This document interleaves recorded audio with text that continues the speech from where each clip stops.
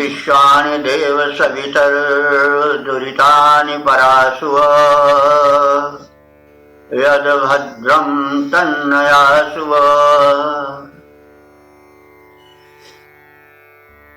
वेद प्रेमियों, सुधी श्रोताओं, सौभाग्य का विषय है कि हम सब अब ऋग्वेद के प्रथम मंडल के 34वें सूक्त की व्याख्या में प्रवेश कर रहे हैं।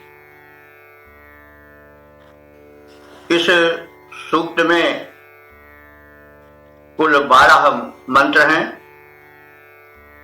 मंत्र दृष्टा ऋषि हैं हिरण्यस्तुप आंगिरस, देवता है अश्विनी कुमार, और जो छंद इसमें प्रयुक्त हैं वो 2 प्रकार के हैं। पहला जगती है और दूसरा त्रिष्टुप है। तो जगती छंद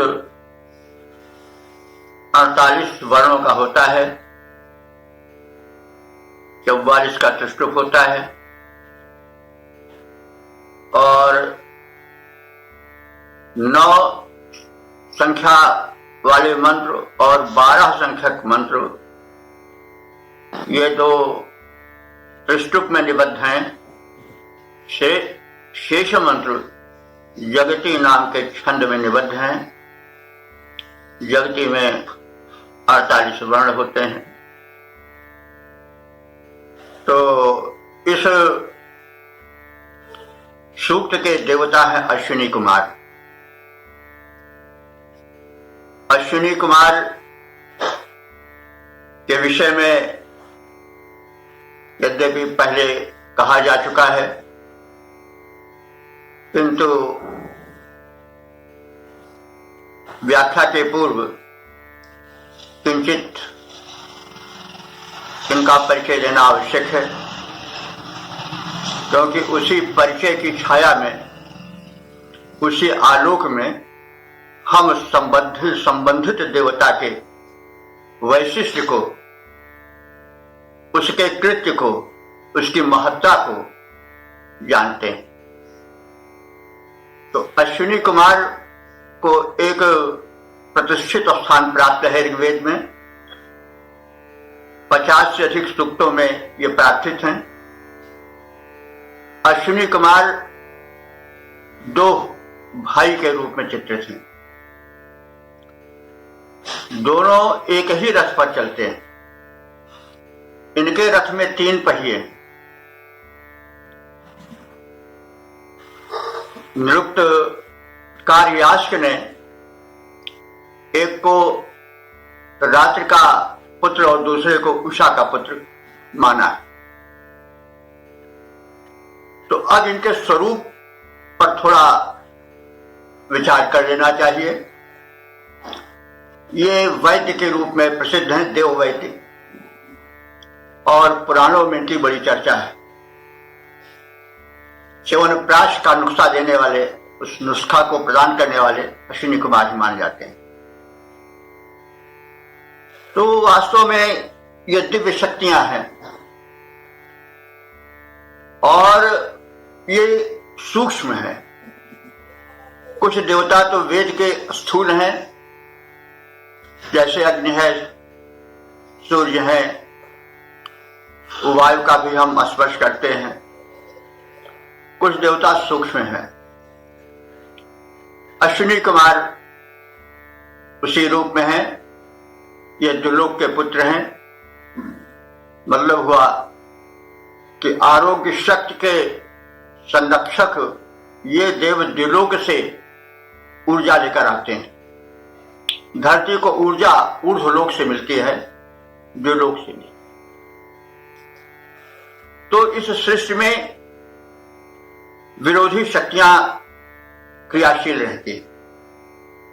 एक और नृत्य, जिसे वेद में नृत्य कहा गया है, मृत्यु या संहारक शक्ति, और दूसरी ओर उपकारक शक्ति जो कि जीवन देती है और जीवन सुरक्षित रहती है। तो सृष्टि में दोनों समानांतर रूप से चलते हैं। जो उद्धारक शक्ति है, विस्तारक शक्ति है, वह हम देखते हैं कि एक छोटा सा बीज जिसका अति कोमल अंकुर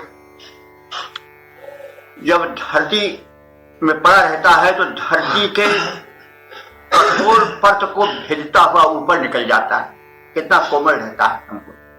लेकिन वो जो शक्ति है कार्य कर रही प्रकृति में, उद्धारक या उन्नायक शक्ति, वो इतना प्रबल बल उसमें भर देती है कि वो धरती के कठोर कलेवर को भी फोड़ करके अंकुर रूप में निकल आता है और निरंतर धरती की आकर्षण शक्ति को चुनौती देता हो ऊपर बढ़ता था।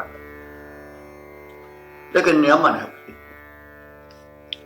जब वह समय आता है तो दूसरी निरति जो क्षरण करने वाली शक्ति है वो क्रियाशील हो जाती है। तो वही अंकुर जब पुष्ट हो जाता है, बढ़ जाता है, तो फिर झुकने भी लगता है और अंत में आकर के आकर्षण शक्ति के प्रभाव से वो धरती में मिल जाता है। वैसे मनुष्य की भी दशा है।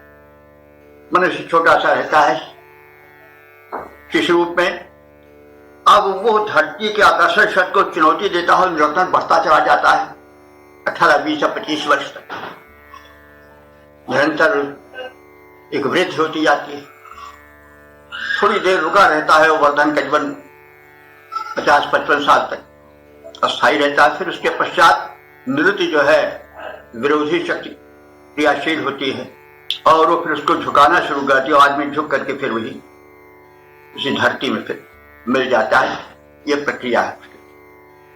इसको हमने इस सिलसिले में कहा कि हमारे ऋषियों ने उस शक्ति को जो आरोग्य प्रदान करती है और निवृत्ति यानी मृत्यु को चुनौती देते हुए आगे शरीर को, प्राणियों को विकसित होने का अवसर देती है, वातावरण बनाती है। यदि वह रुग्ण हो गया तो उसको आरोग्य शक्ति देती है। उस शक्ति को अश्विनी कुमार रूप में ऋषियों ने मान्यता दी।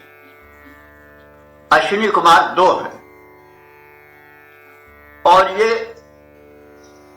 सदैव साथ ही रहते हैं और एक ही रथ पर चलते हैं। उनका 3 पहियों वाला है। तो ये सब प्रतीक हैं, इसका कुछ रहस्य है। तो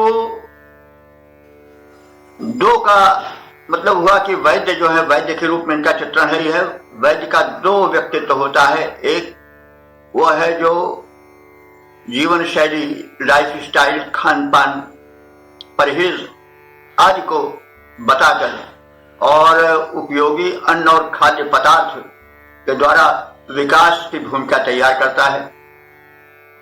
वैद्य का दूसरा रूप होता है, भिषण का दूसरा रूप होता है कि वह यदि शरीर यंत्र रुग्ण हो गया, विकृत हो गया, तो उसे औषध प्रदान करके स्वस्थ करता है। तो इस प्रकार से उसका जो 2 व्यक्तित्व है वही 2 भाई के रूप में माना जा सकता है। कुछ विद्वानों ने प्राण और अपान को, अथवा जो नासिका में 2 छिद्र हैं और जिनसे कि प्राणवायु आती जाती है, और जो कि सूर्य नाड़ी और चंद्र नाड़ी से संबद्ध हैं, 2 हैं। वाम नासिका का छिद्र जो है वो चंद्र नाड़ी है और दक्षिण का यानी जो दूसरा नासिका छिद्र है वो सूर्य नाड़ी का प्रतीक है। यानी एक शरीर में शैत्य शीतलता लाता है और दूसरे उष्णता लाता है। दोनों का संतुलन होना आवश्यक है। शरीर में बहुत उष्ण हो जाएगा, उष्णता बढ़ जाएगी तो भी विकार आ जाएगा, और अधिक शीत बढ़ जाएगा तो भी विकार आ जाएगा। तो ये दोनों नासिका छिद्र से जो पवन का संचार होता है चंद्र नाड़ी और सूर्य नाड़ी से, ये शरीर के तापमान को संतुलित रखते हैं। तो इस प्रकार से ये 2 हैं, इनको हम अश्विनी कुमार के 2 रूप में देख सकते हैं। और हरिशरण सिद्धांतालंकार जी ने भी प्राण और अपान को ही माना है दो अश्विनी कुमार भाई रूप में। तो वास्तव में देखा जाए तो प्राण और अपान अथवा सूर्य नाड़ी और चंद्र नाड़ी जो दोनों नासिका से चलती हैं, तो जो एक रथ पर सवार होने का मतलब यही सिद्ध हुआ कि नासिका तो एक है, उसमें दो छिद्र हैं, उनसे एक उष्ण एक शीत प्रतीत के हैं, एक तो ये दोनों दो भाई की तरह हैं, एक ही स्थान पर एक ही रथ पर चल रहे हैं, एक ही नासिका से संबद्ध है। तो यह जो प्रतीक है अश्विनी कुमार का वो इसमें ज्यादा सिद्ध होता है। और शरीर के आरोग्य वर्धन में प्राणायाम का बड़ा महत्व है। कहा गया है कि योग सिद्ध जो है प्राणायाम द्वारा ही पूर्णता को प्राप्त होती है। तो प्राणायाम ही योग का मुख्य आधार है। तो कहा गया है कि न तत्र व्याधिर न जरार मृत्यु, न तत्र व्याधिर न जरार मृत्यु योग प्राप्ते तो योगाग्निमय शरीरम।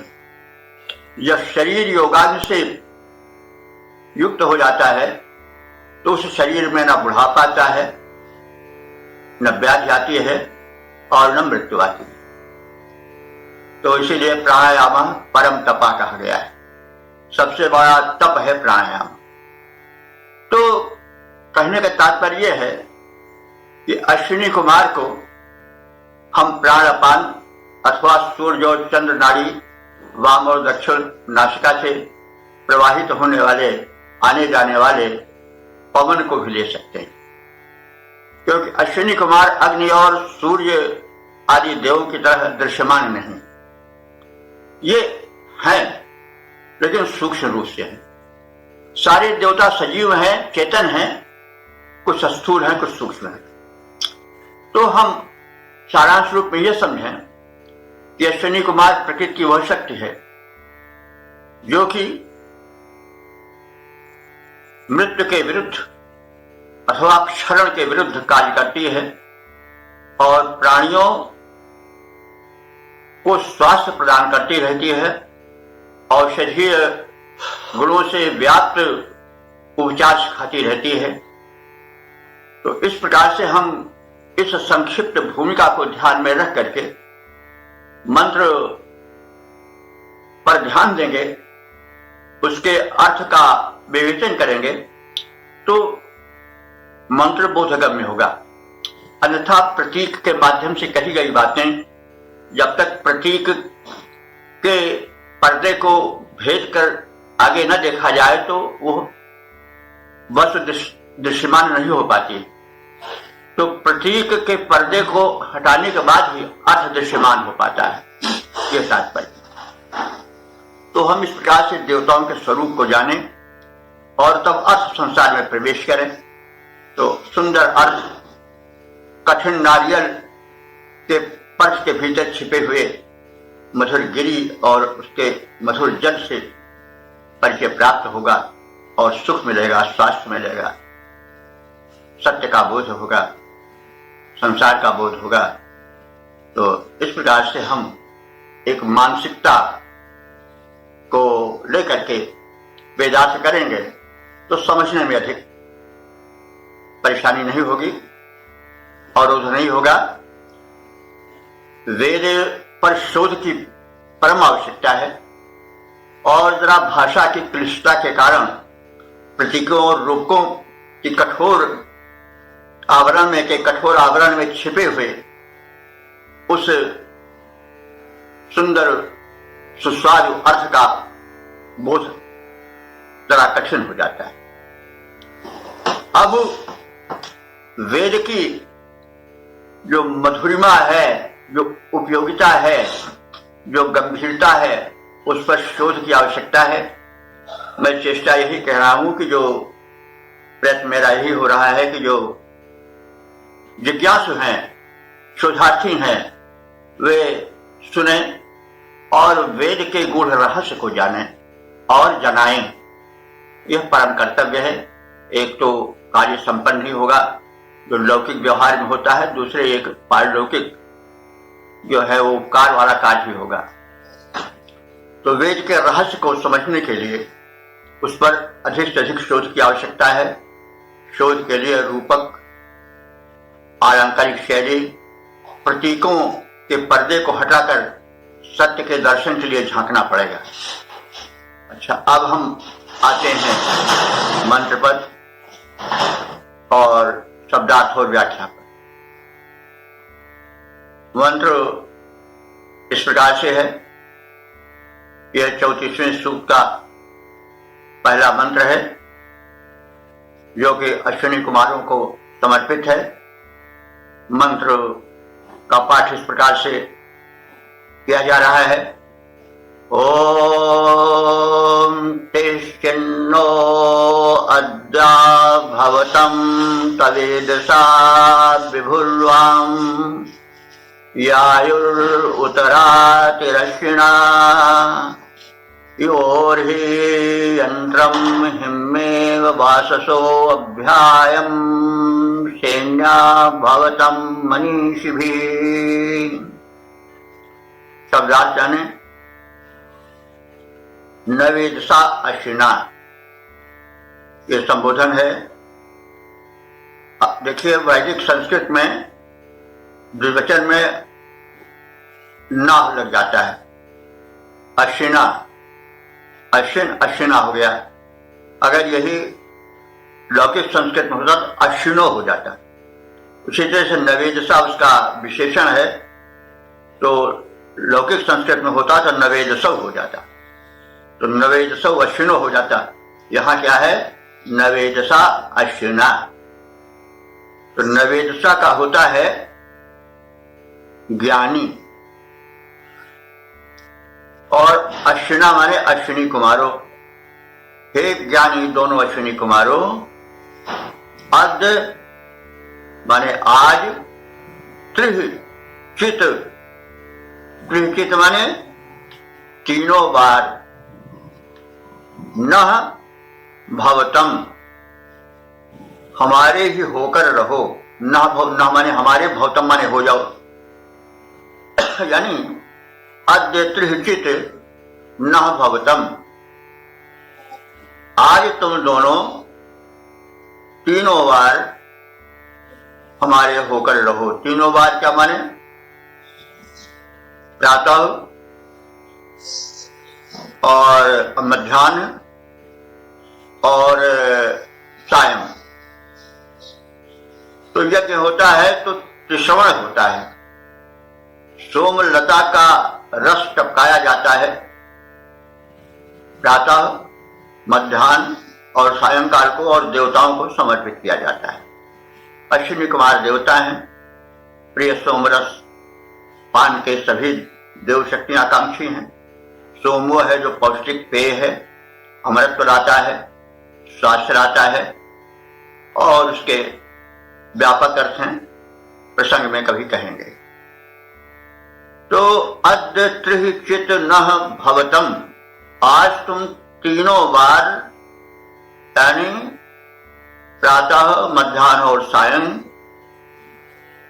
नः भवतम हमारे होकर रह जाओ, अर्थात हमारे यज्ञ में आओ और हमारे अतिथि बनकर रहो। वाम यामः, वाम माने तुम दोनों का, यामः माने याद होता है गति को, या संस्कृत में गति के लिए आता है। तो यामः माने जो गति प्रद हो, जो गति देने वाला हो, वो क्या है? यान कोई, तो यान वही या से ही बना है, वही यामः है। तो अपने गति से दूर तक ले जाने वाला क्या है? रथ है। उस समय रथ ही सबसे दिव्य सवारी मानी जाती थी। तो वाम यामा माने तुम दोनों को वहन करने वाला जो रथ है वो उतराती ही विभु। वह रथ कैसा है? विभु, विभु माने व्यापक है, यानी सर्वत्र गमनशील है। आरोग्य चराचर में प्रदान किया जाता है। तो अश्वद्वय जो हैं, ये अश्विनी द्वय जो हैं, ये आरोग्य प्रदान करते हैं। तो इनका रथ भी विभु है, सर्वत्र पहुंचने वाला है, सचराचर में जाने वाला है, द्युलोक से लेकर के भूलोक तक आने जाने वाला है, तभी तो विभु है। विभु माने सर्वव्यापक। और उत कहते हैं और को, और राति, राति माने ऐश्वर्य प्रदायक है। राति दान को कहते हैं, धन दान या उसको राति कहते हैं। रात कहते हैं वैभव को प्रदान करने वाला राति है। तो राति माने होता है ऐश्वर्य दान, धन दान। तो तुम दोनों का जो रथ है और जो अनुदान है, राति है, वो दोनों विभु हैं।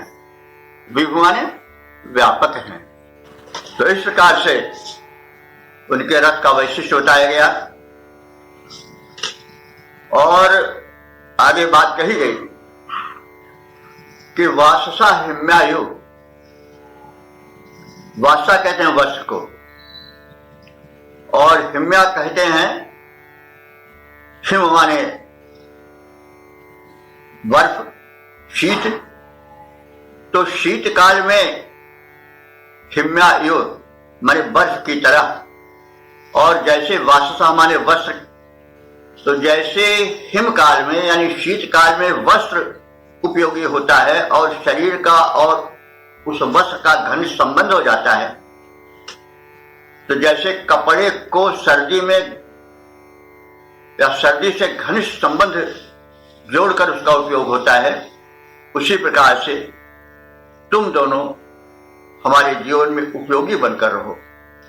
और योह यंत्रम ही, तुम दोनों का जो घनिष्ठ संबंध है वो घनिष्ठता को प्राप्त होता रहे।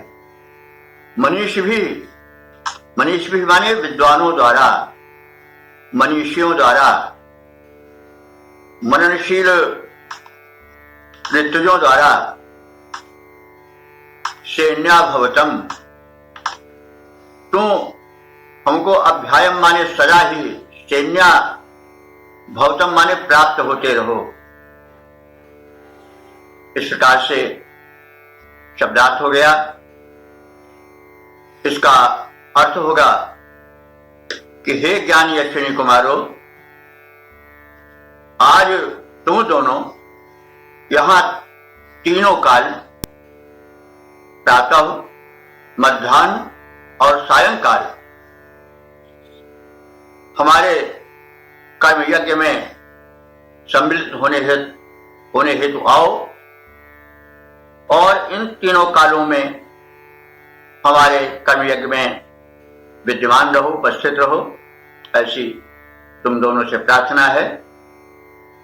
तुम दोनों के रथ बड़े दिव्य हैं, जैसा कहा गया है वो एक ही रथ पर चलते हैं,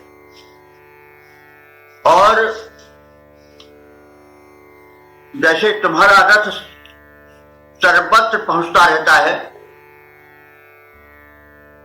वह विभु है, व्यापक है, वैसे तुम्हारी राति माने तुम्हारी दान प्रक्रिया भी जो है वह व्यापक है। सचराचर को तुम्हारे द्वारा दिया गया अनुदान प्राप्त होता रहता है, यह भाव है। जैसे कपड़े का सर्दी से घनिष्ठ संबंध रहता है शरीर संरक्षण के लिए, वैसे ही घनिष्ठ संबंध हम और तुम दोनों में बना रहे, ऐसी प्रार्थना है। मननशील ज्ञानियों को उनके द्वारा तुम्हें जो हम अपने निकट लाते हैं उनके आवाहन के माध्यम से, तो उन मननशील ज्ञानियों के माध्यम से तुम आवाहन द्वारा सदा हमें प्राप्त होते रहो।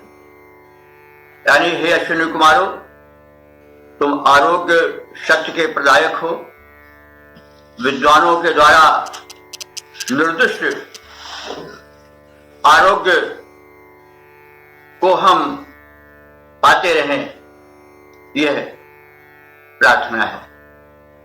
तो कुछ लोगों ने और हमने विशेष देखा है कि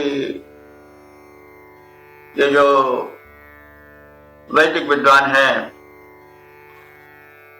इनके माध्यम से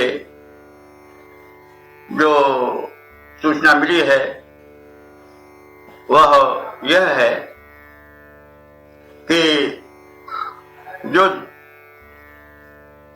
प्राणापान है, जो कि प्राणायाम साधन में प्रमुख भूमिका अदा करती है, अथवा सूर्य और चंद्र स्वर जो दक्षिण और वाम नासिका से आते जाते रहते हैं, उनका शरीर के स्वास्थ्य से बड़ा संबंध है। ये शरीर को बड़े पुष्ट बनाते रहते हैं, उनके अनुदान से सभी लाभान्वित होते रहते हैं और ये संपूर्ण शरीर रूपी ब्रह्मांड को स्वस्थ रखते हैं। और प्रार्थना है यह प्राणायामी शक्ति अश्विनी कुमारों के माध्यम से शरीर को मिलती है। तो सिद्धांता लंकार जी का ऐसा ही अभिमत है। उन्होंने प्राणायाम से और प्राणापान वायु से जोड़ करके अश्विनी कुमारों का अर्थ किया है। तो सब मिलाकर के आरोग्य शक्ति के संवर्धक, संरक्षक और प्रदायक ये अश्विनी कुमार हैं। यह मनुष्य ही नहीं, सचराचर को आरोग्य प्रदान करते रहते हैं। इस रूप में इस मंत्र में इनका चित्रण हुआ है। अब इसका हम पद रूपांतरण देख लें। प्रातः, मध्याह्न और सायं अश्विनी कुमारो आओ, हम सब के यज्ञ स्थल को आकर के सफल बनाओ। दान व्यवस्था और तुम्हारे रथ दोनों ही भारी, दान व्यवस्था और तुम्हारे रथ दोनों ही भारी, तुम दोनों ही हो महान, हो दोनों ही उपकारी। सर्दी में वस्त्रों का तन से गहरा नाता जैसे, हम सब से तुम दोनों का संबंध गहन हो वैसे। मनुष्यों द्वारा हमको अति शीघ्र प्राप्त हो जाओ, मनुष्यों द्वारा हमको अति शीघ्र प्राप्त हो जाओ। प्रातः, मध्याह्न और सायं अश्विनी कुमारो आओ, हम सबके यज्ञ स्थल को आकर के सफल बनाओ। तो जीवन भी एक यज्ञ ही है। तो हमारे जीवन यज्ञ को अश्विनी कुमार सफल बनाने, वो सफल तभी होगा जबकि शरीर स्वस्थ रहेगा। और अश्विनी कुमार स्वास्थ्य के देवता हैं। उन दिव्य शक्ति के आवाहन द्वारा, उनके ध्यान चिंतन मनन द्वारा हम आरोग्य पावेंगे। और धर्मार्थ का मोक्षाणाम आरोग्यम मूलमुत्तमम कहा गया। धर्म, अर्थ, काम, मोक्ष ये 4 पुरुषार्थ हैं। इनके मूल जो है वो आरोग्य ही है। तो धर्मार्थ का मोक्षाणाम आरोग्यम मूलमुत्तमम, उत्तम मूल आरोग्य का है। आरोग्य ही है जिसके द्वारा हम जीवन में पुरुषार्थ करके उसे धन्य बना सकते हैं। तो इस प्रकार से अश्विनी कुमारों की महिमा का परिज्ञान हमको हुआ। हम नित्य उस दिव्य शक्ति का ध्यान करें और अपने जीवन यज्ञ को सफल बनावें, अपने शरीर को स्वस्थ बनावें और पुरुषार्थ के योग्य बनावें। वेद प्रेमियों, सुधी श्रोताओं, अब हम सब ऋग्वेद के प्रथम मंडल के 34वें सूक्त के दूसरे मंत्र की व्याख्या में प्रवेश करने जा रहे हैं। यह मंत्र जगती नाम के छंद में निबद्ध है। इसके दृष्टा ऋषि हैं हिरण्यस्तूप आंगिरस और देवता हैं अश्विनी कुमार। अश्विनी कुमारों के विषय में हम संक्षेप में जान चुके हैं। अब इस मंत्र का शीर्षक देखेंगे, सोम प्रेमी अश्विनी कुमारों के रथ का स्वरूप और विचरण प्रणाली। इस भाव के अंतर्गत मंत्र को समझने का प्रयत्न किया जाएगा। तो सोम एक पेय है, इस विषय में बहुत कुछ कहा जा चुका है। तो मंत्र का पाठ करें। ओम त्रया पवयो मधुवाहने रथे सोमस्य वेना मनु विश्वविदः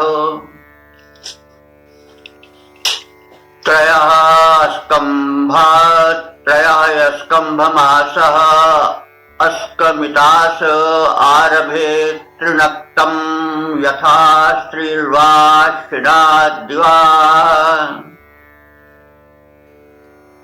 तो अब शब्दार्थ जाने। मधुवाहने रथे, मधु माने मधुरता, वाहने माने वहन करने वाले, रथे माने रथ पर, यानी मधुरता वाही रथ पर।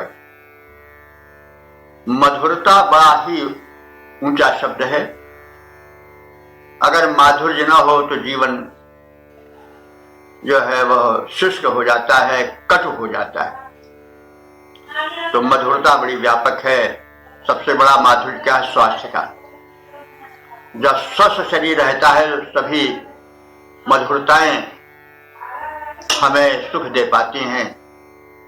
अगर तन मन स्वस्थ ना रहा तो किसी भी प्रकार की मधुरता हो, कैसा भी भोग हो, वो हमको कटु ही लगेगा, कष्टकर ही लगेगा।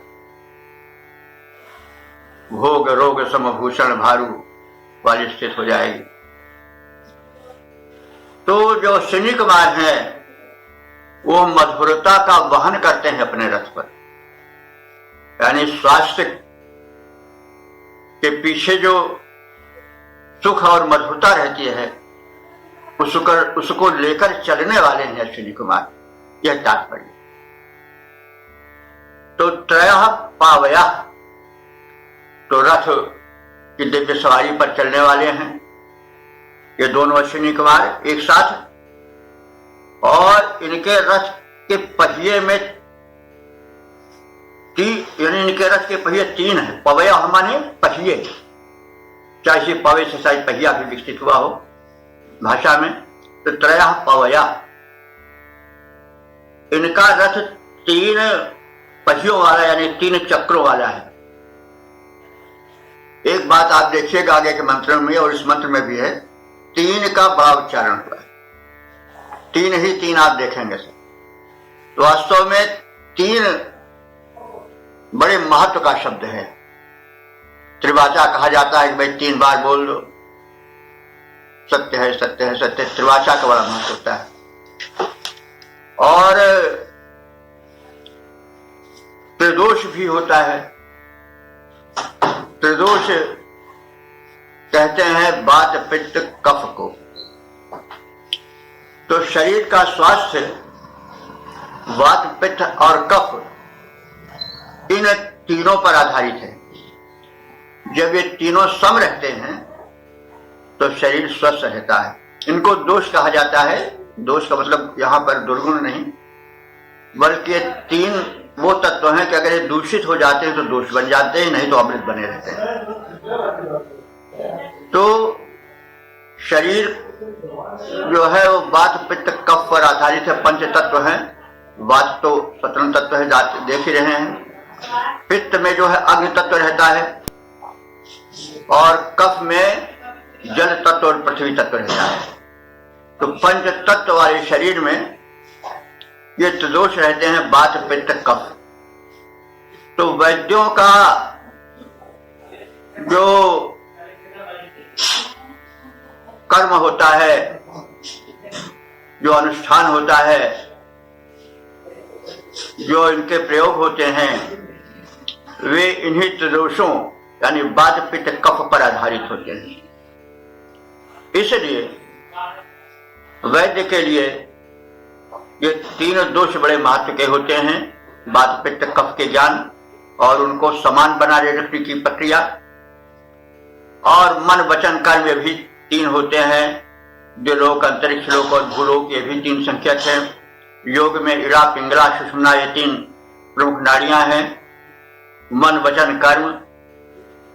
और आयुर्वेद में तीन प्रयोग बड़े प्रसिद्ध हैं, क्वाथ, क्वाथ माने काढ़ा, वटी माने गोली टैबलेट, और भस्म जो कि शरीर का नवीनीकरण कर देती है, शरीर के दोषों को भस्म करके और फिर अंत में शरीर में नावीन्य और नई ऊर्जा का संचार करती है। तो ये तीन प्रयोग भी आयुर्वेद में बड़े महत्व के हैं, क्वाथ, बटी और भस्म, स्वर्ण भस्म, लौह भस्म आदि। तो अब इन तीनों की दुहाई बार बार की गई है और कहा गया है कि जिससे गतिशील होते हैं आरोग्य प्रदाता अश्विनी कुमार, उस रथ में मधुरता ही मधुरता भरी रहती है, यानी मधुरता वितरण करते चलते हैं। स्वास्थ्य ही में सारी मधुरता है, उसे वो प्रदान करते चलते हैं। आरोग्यवर्धक शक्ति और रुजहानी शक्ति उन्हीं के पास है। त्रयः पवया, उनके रथ में तीन पहिए हैं। तो तीन पहिए से हम चाहें तो ये त्रिदोष वात पित्त कफ को मान सकते हैं। विश्व इत, विश्व माने संपूर्ण होता है, इत माने ही, तो विश्व इत माने सभी। अपन त्रयः पवयः, तो सभी त्रयः पवया, तीन पहियों वाले रथ पर विश्वयुत सभी आप दोनों की। सोमस्य वेनाम अनुविदु, सोमस्य माने सोमरस के, वेनाम माने चाह को। अब देखिए शब्द जो है वो वेद के प्राचीन है, जो प्रचलित नहीं है। जैसे वेना शब्द है तो वेना माने चाह होता है, तो वेनाम माने चाह को, कामना को, इच्छा को। अनुविदुः, आप जानते हैं। अश्विना, अश्विना माने दोनों अश्विनी कुमार। आरये त्रयः स्तंभासा, आरये त्रयः स्तंभासा, यानी अवलंबन हेतु तीन खंभे हैं।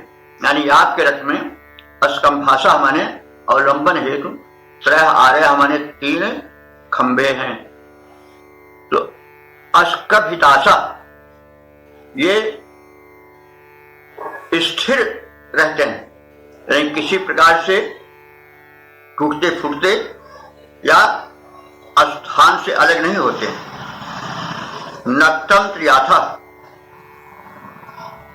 नक्तम माने होता है रात्रि, और त्रियाथा माने तीन बार यात्रा करते हो तुम। रात्रि में तुम त्रियाथा माने तीन बार जाने वाले हो, ये तीन बार घूमने वाले हो, चलने वाले हो, जिसको डॉक्टर लोग राउंड करते नहीं। तो जैसे डॉक्टर लोग सवेरे, दोपहर, शाम को या रात को तीन बार राउंड करते हैं रोगियों को देखने के लिए, वैसे ये भी त्रियाथा माने तीन बार निरीक्षण के लिए, आरोग्य बनाए रखने के लिए ये गमन करते हैं, या जैसे राउंड करते हैं। तो दिवा त्रिश, और दिन में भी तीन बार ये विचरण करते हैं। डॉक्टर जो है बड़े जागरूक रहते हैं वो अपने उपचार स्थल यानी अस्पताल में या उस कक्ष में जहां रोगी रहते हैं, वहां रोगियों के निरीक्षण के लिए, उनकी दशा को जानने के लिए वे दिन को 3 बार और रात को वे 3 बार राउंड करते हैं, विचरण करते हैं दशा बोझ के लिए रोगियों के। तो वैसे ये अश्विनी कुमार 3 के प्रेमी हैं। इनका मधुबाही रथ 3 बार संसार के प्राणियों के देखभाल के लिए, स्वास्थ्य के निरीक्षण के लिए भ्रमण करता रहता है। और उस रथ में 3 अवयव, 3 पहिए लगे हुए हैं। ये संभवतः हुई बात पित्त कफ के संतुलन संबंधी हैं। और विश्व इत यानी आप लोग पूर्ण रूप से, हे अश्विनी कुमारों, आप तुम दोनों की सोमस्य वेनाम अनुविदुः, सोम रस की चाह को हम सब जानते हैं कि आप सोम रस के प्रेमी हैं। इसलिए अश्विना, हे अश्विनी कुमारों, आरे त्रयः संभाषा, तुम उस रथ से आओ जिसमें कि अवलंबन हेतु 3 खंभे लगे हैं और रक्त विताशा, वे खंभे स्थिर रहने वाले हैं, विचलित होने वाले नहीं हैं। नक्तम त्रियाथा, तुम रात्रि में, नक्तम रात्रि में, त्रियाथा माने 3 बार इस सचराचर जगत में स्वास्थ्य संरक्षण के लिए, देखभाल के लिए, निरीक्षण के लिए आते रहते हो। और दिवा माने दिन में भी, त्रिह माने 3 बार तुम्हारा परिभ्रमण होता रहता है। जैसे डॉक्टर लोग राउंड करते हैं रोगियों के देखभाल के लिए, वैसे तुम 3 बार दिन और रात दोनों में परिभ्रमण करते हो रोगियों के और उनके स्वास्थ्य के संबंध में तुम्हारा आना जाना होता रहता है। तो इस प्रकार से इस मंत्र में बताया गया है कि अश्विनी कुमारों का रथ जो है, जो उनके आने जाने का साधन है, वो मधुरता से भरा हुआ है। उसमें 3 पहिए हैं जिसको हम वात पित्त कफ के संतुलन के रूप में देख सकते हैं। और उसमें सोम रस माने आरोग्य प्रद रस रसायन रखे रहते हैं। और अश्विनी कुमार जो हैं वे जिस रथ पर हैं उसमें अवलंबन के लिए 3 खंभे लगे हुए हैं और वे सदैव स्थिर रहते हैं तथा वे 3 बार रात में और 3 बार दिन में सचराचर प्राणियों के स्वास्थ्य वर्धन और आरोग्य प्रदान हेतु भ्रमण करते रहते हैं। अपने कर्म में कभी आलस्य नहीं करते हैं, कभी कोई उसमें गैप या अंतर नहीं डालते हैं। और इस प्रकार से सचराचर प्राणियों के हितैषी हैं दोनों अश्विनी कुमार। तो इसके हम अर्थ को इस प्रकार से सपाट रूप में जान लें कि हे अश्विनी कुमारों, मधुर द्रव्यों को ढोने वाले तुम्हारे रथ में 3 चक्र हैं। उसमें अवलंबन के हेतु 3 खंभे लगे हैं। सभी लोग सोम के प्रति आपकी तीव्र उत्कंठा को जानते हैं। हे अश्विनी कुमारों, तुम दोनों उस रथ से 3 बार दिन में और 3 बार रात्रि में प्राणियों के सुख और स्वास्थ्य के लिए, उन्हें आरोग्य प्रदान करने के लिए, उनकी शारीरिक और मानसिक दशा के ज्ञान के लिए विचरण करते रहते हो। तो इस प्रकार से हमने आरोग्यप्रद इन दोनों दिव्य शक्तियों और उनके रथ के विषय में गमनागमन के जो साधन है उस वाहन के विषय में ज्ञान प्राप्त किया और वे सोमरस के प्रेमी हैं, अर्थात आरोग्यप्रद पान के वे स्वयं इच्छुक हैं और इस प्रकार से सोमपान करके अन्य प्राणियों को भी, मनुष्यों को भी वे समुचित पेय जो कि स्वास्थ्यप्रद हों उनके लिए प्रेरित करते रहते हैं। क्योंकि जो व्यक्ति स्वयं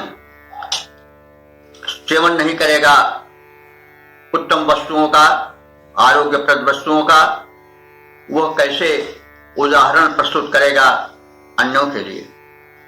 तो जो व्यक्ति स्वयं सोमपाई है, उत्तम खान पान वाला है, वही अनुयायियों को भी उत्तम खान पान के लिए उदाहरण प्रस्तुत करेगा। इसलिए ऋषि ने सोम शब्द यहां डाल दिया है। तो सोमपान स्वास्थ्यप्रद पान है, अमृतपान है और शरीर ही अमृत है, शरीर का स्वास्थ्य सर्वस्व है, वही धर्म अर्थ काम मोक्ष का मूल है। तो इस प्रकार से अर्थ प्रदाता इस मंत्र को हमने संक्षेप में जाना। अब इसके पद रूपांतरण पर ध्यान दें। अश्विनी कुमारो मधुर द्रव्य ढोने वाले रथ में तेरे 3 चक्र हैं लगे हुए। अश्विनी कुमारो मधुर द्रव्य ढोने वाले रथ में तेरे 3 चक्र हैं लगे हुए। तुम हो उपासकों के समीप, उससे शुचि परम प्रेम में तुम दोनों हो पगे हुए। अवलंबन के हेतु दिव्य रथ में सुंदर खंभे 3 विराज रहे, जो दिव्य बड़े इस भांति विनर्मित पावन शोभन दृढ़ रथ पर यात्रा करते हो तुम दोनों सदा चढ़े। सभी उपासक मर्म जानते हैं तेरा, सोमपान की तुम में उत्कट अभिलाषा, सौम्य भाव से सने समर्पण हेतु सदा सदा रहता तुम दोनों का उरअंतर प्यासा। 3 बार रजनी में, दिन में 3 बार फेरा करते रहते हो रथ पर चढ़े हुए। अश्विनी कुमारो मधुर द्रव्य ढोने वाले रथ में तेरे 3 चक्र हैं लगे हुए।